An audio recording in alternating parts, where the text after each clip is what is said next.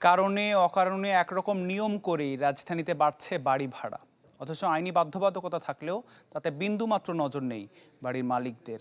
ফলে খরচের চাপে পিষ্ট সাধারণ মানুষের কাছে তা হয়ে গেছে এক নতুন আতঙ্ক।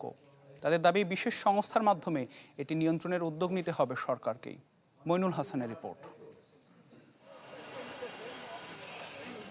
রাজধানী ঢাকা বিশ্বের বড় মেগাসিটির একটি।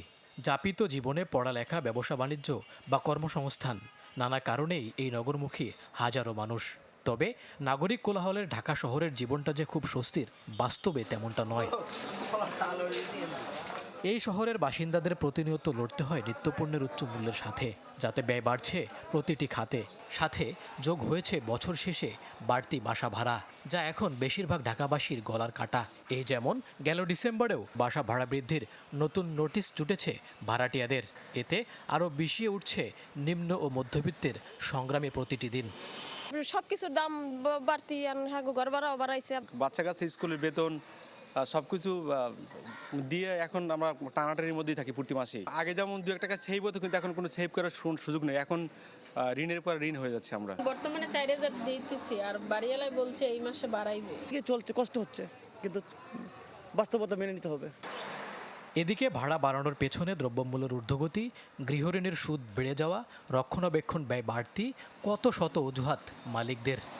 সবকিছু ভাড়া কিন্তু বেড়ে গেছে, দ্রব্যমূল্য দামও বেড়ে গেছে। সে সাথে তাল মিলিয়ে রাখার জন্য আমাকে সবকিছু মেনটেন করার জন্য তা আমাকে কিছুটা বাড়াতেই হবে। আমাদের বাইরের কোনো ইনকাম নেই, এই বাড়ি ভাড়ার উপর দেওয়া আমাদের সংসারের খরচ। আমার ছেলে মেয়ে 2টা লেখাপড়া করে, ব্যাংকের কিস্তি, সরকারের দানা পানা, কোনো রকমে আমরা চলতে পারি। নিয়মনীতি ছাড়াই বাড়ে বাড়ি ভাড়া, যাতে জিম্মি সাধারণ ভাড়াটিয়ারা। এতে খুব একটা নজরে নেই সরকারের, এমন অভিযোগ বাংলাদেশ ভাড়াটিয়া ফেডারেশনের সভাপতির।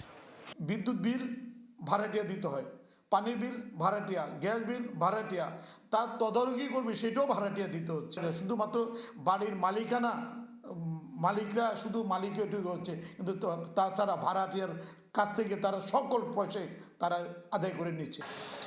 1991 সালে বাড়ি ভাড়া নিয়ন্ত্রণ আইন করা হয়েছে ঠিকই, বাস্তবে যার প্রয়োগ নেই। মইনুল হাসান, চ্যানেল 24, ঢাকা।